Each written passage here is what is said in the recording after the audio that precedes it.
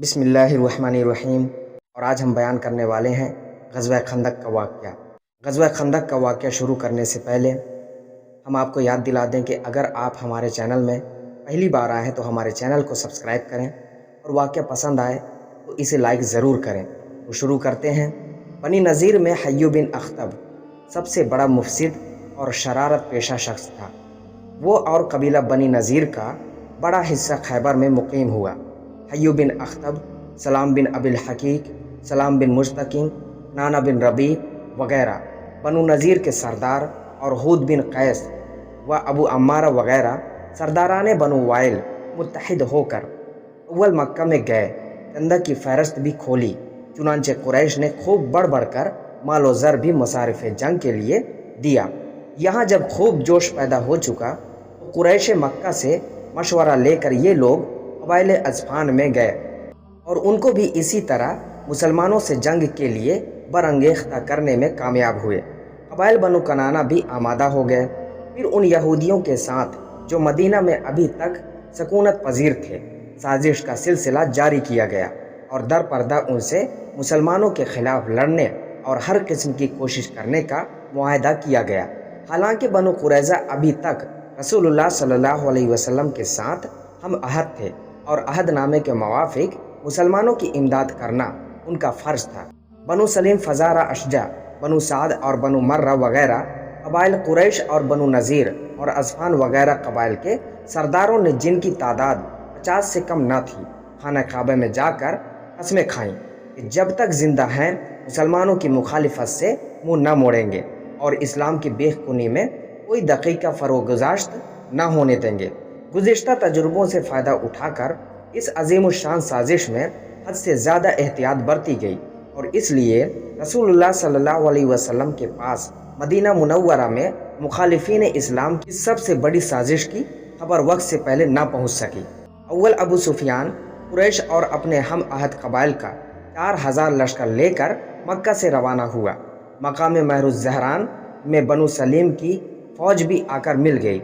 اسی طرح تمام قبائل راستے میں آ کر اس لشکر میں شامل ہوتے گئے۔ بنو نذیر کا سردار حی بن اخطب اور قبائل اصفہان کا سردار عینیہ بن حسن تھا۔ تمام افواج کفار کا سپہ سالار اعظم ابو سفیان تھا۔ مدینہ کے قریب پہنچ کر تمام حملہ آور فوج کی تعداد بر روایت مختلف کم سے کم 10,000 اور زیادہ سے زیادہ 24,000 تھی۔ اس لشکر اعظم میں 4,500 اونٹ اور 300 گھوڑے تھے۔ رسول اللہ صلی اللہ علیہ وسلم کو جب اس لشکر گراں کے حملہ آور ہونے کا حال معلوم ہوا تو آپ صلی اللہ علیہ وسلم نے مجلس مشاورت منعقد کی۔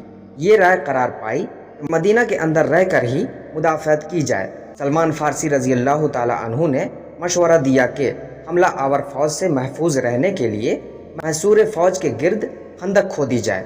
عرب لوگ اس خندق کھودنے کی ترکیب سے ناواقف تھے۔ رسول اللہ صلی اللہ علیہ وسلم نے سلمان فارسی رضی اللہ تعالی عنہ کی اس تجویز کو پسند کیا۔ ایک طرف پہاڑیاں تھیں، ایک طرف مدینہ منورہ کے مکانات کی دیواریں فصیل کی قائم مقامی کر رہی تھیں، جو سمت کھلی ہوئی تھی، اور جس طرف سے دشمن کا حملہ ہو سکتا تھا اس طرف خندق کی کھدائی کا کام شروع کر دیا گیا۔ سلسلہ کو اور خندق کے درمیان ایک بیضوئی شکل کا میدان بن گیا، یہی گویا مسلمانوں کا قلعہ تھا۔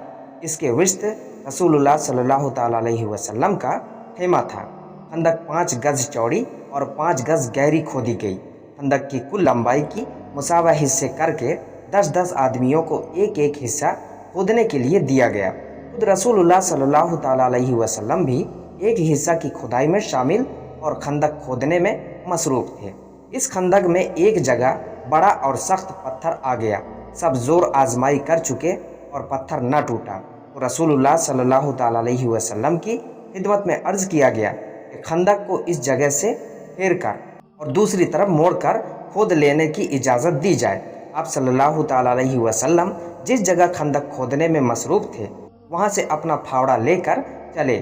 اس پتھر والے حصے میں پہنچ کر اور خندق میں اتر کر اپنا پھاوڑا یا کدال اس زور سے مارا کہ پتھر میں شگاف پڑ گیا، ساتھ ہی ایک روشنی نکلی۔ آپ صلی اللہ تعالی علیہ وسلم نے اللہ اکبر کہا۔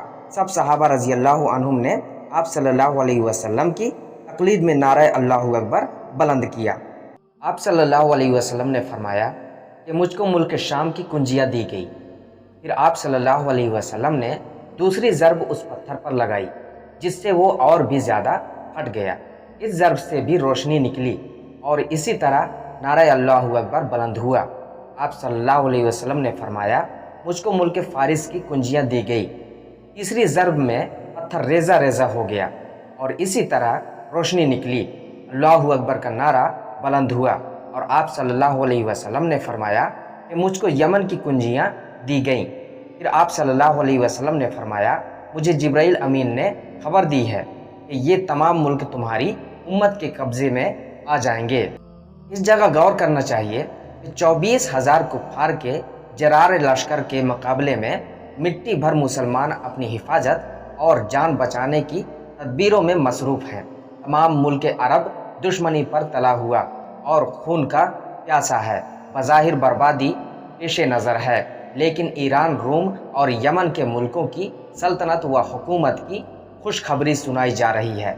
ये काम अल्लाह ताला के सिवा किसी का नहीं हो सकता और अल्लाह ताला के सिवा कोई ऐसी खबर नहीं दे सकता है।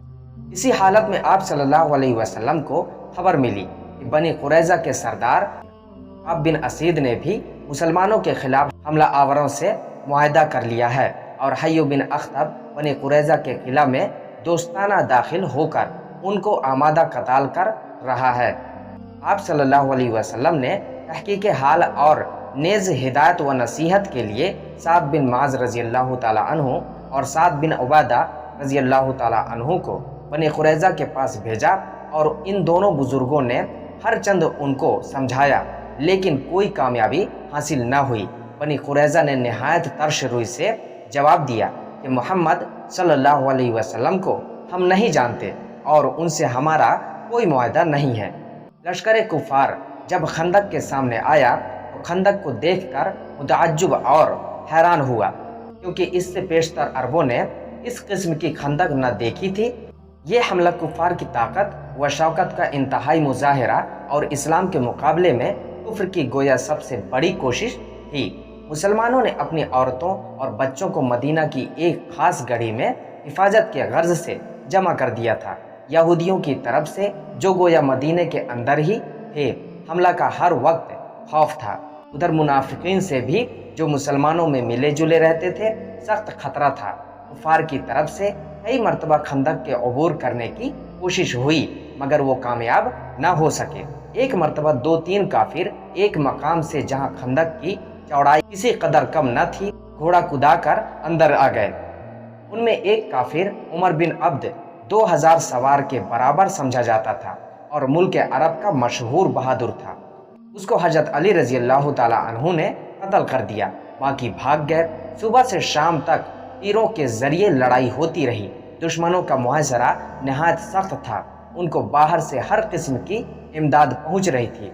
ना सामान रस्त की उनके लिए कमी थी, ना उनकी जमीयत में कोई कमी हुई थी। मुसलमानों की हालत ये थी कि सामान रसद कहीं से मैसर ना आ सकता था। फाकों पर फाके जाते थे। एक मरतबा एक सहाबी रज़ी अल्लाह ताला अन्हु ने भूख की शिकायत की और कुर्ता उठाकर दिखाया कि पेट पर पत्थर बांध रखा है ताकि फाका की वजह से कमर झुकने ना पाए। आप सल्लल्लाहु अलैहि वसल्लम ने अपना कुर्ता उठाकर दिखाया तो 2 पत्थर पेट पर बांधे हुए थे। रात को चूंकि शबखून का खौफ और खंदक की हिफाजत करना ज़रूरी था, लिहाजा रात भर सबको मैदान में बेदार रहना और दिन भर दुश्मन का मुकाबला करना पड़ता था। मुसय्यब बिन कशीर एक मुनाफिक ने कहा कि मोहम्मद सल्लल्लाहु अलैहि वसल्लम शाम, ईरान और यमन के मुल्कों की हुकूमत अपने दोस्तों को दे रहे हैं, लेकिन हम तो देखते हैं कि वो मदीना के अंदर भी अब नहीं रह सकते। बाज कहते थे कि घर से बाहर निकलकर पाखाना फिरने के लिए तो जा नहीं सकते, मगर कैसर व किसरा के मुल्कों का ख्वाब देख रहे हैं। गर्ज मुनाफिकों के ताने, रात की ओस, दिन की धूप, भूख, कुफ़ार का मुकाबला, बने कुरैज़ा का अंदेशा, मुनाफिकों का खतरा, कुफ़ार की कसरत, मुसलमानों की क़ल्ब, इन तमाम हालात में मुसलमानों ने जिस अज़्म हिम्मत और सबात व कदम का नमूना दिखाया, इसका अंदाज़ा इससे हो सकता है कि मुसलमानों ने जब ان کے سامنے ایسی تجویز پیش ہوئی دب کر صلح کر لیں تو صاف انکار کر دیا۔ اس حالت میں بھی سعید روحیں کھینچ کھینچ کر آتی اور اسلام میں داخل ہوتی رہیں۔ چنانچہ ایک شخص نعیم بن مسعود بن عامر قبیلہ اسفان کے لشکر سے نکل کر رسول اللہ صلی اللہ علیہ وسلم کی خدمت میں حاضر ہوئے اور اسلام قبول کیا۔ انہوں نے مسلمان ہونے کے بعد عرض کیا کہ میں بنی قریظہ اور لشکر کفار میں پھوٹ ڈلوائے دیتا ہوں۔ چنانچہ وہ اول بنو قریظہ کے پاس گئے، پھر ابو سفیان کے پاس گئے اور ایسی باتیں کیں جس سے بنو قریظہ اور قریش دونوں نے ایک دوسرے سے اپنا اپنا اطمینان چاہا۔